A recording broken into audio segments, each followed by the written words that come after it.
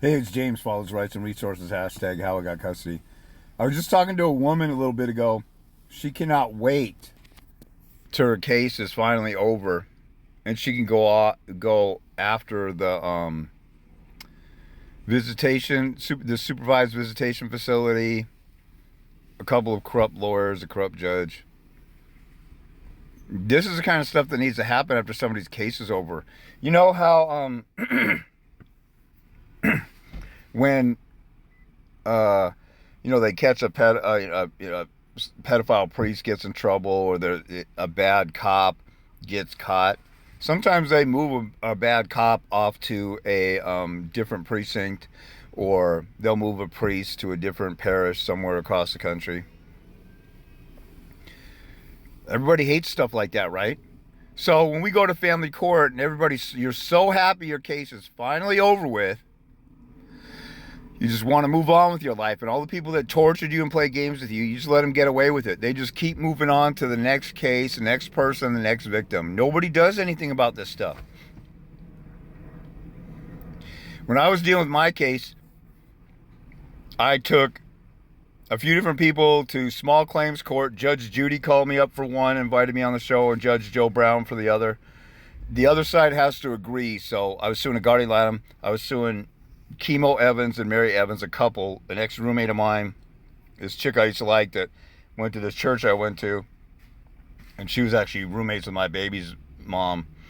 So we were all right out of college. You rent a room with some other guys when you're right out of college before you get in your career and stuff. And so that guy turned around because he was mad because I was dating who was his eventual wife, and she was kind of playing games with both of us. But that guy came to court and tried to help my baby's mom. So I sued them in small claims court. They never want to deal with me ever again. Filed bar complaints and guardian ad litem complaints against both guardian ad litems who were lawyers. Filed bar complaints against my baby's mom's attorney. He was disciplined on 2 different occasions. It was a private admonishment, so it wasn't really discipline. But he had to fight it. Maybe he got off on the challenge of competing with me on that stuff, but most attorneys don't want to deal with that stuff. Most attorneys don't want the drama and the hassle and the risk of it, because I also heard that their insurance goes up when they have a bar complaint. I have a lawsuit pending. It got dismissed without prejudice because I didn't get my baby's mom served, but I can always go back and do that against federal lawsuit against my baby's mom, her attorney, and my judge, because he threw me in jail without me having notice of the hearing that I was supposed to be at. There was a contempt hearing, and the judge emailed me at an old email address instead of me getting personally served the order to show cause. There's some other people I'm going to sue in small claims court. But see, if everybody did a little something like this, then people would fear going to court and abusing the system against people. But nobody does anything about it, and they keep moving people around. If some of you know about Kalief Browder, you should look it up. Kalief Browder from New York, a kid who got arrested when he was 15 or 16. He went to Rikers Island in New Jersey and was there for 3 years in prison. Never charged. I'm not even sure if he talked to an attorney or more than once or twice. He just sat and rotted there, got bullied. He got out. Jay-Z made a big deal about it. Mark Lamont Hill, little punk ass bitch who just talks and loves photo ops, interviewed him once or twice. And I tweeted at Mark Lamont Hill a couple times. I said, "You're a sellout."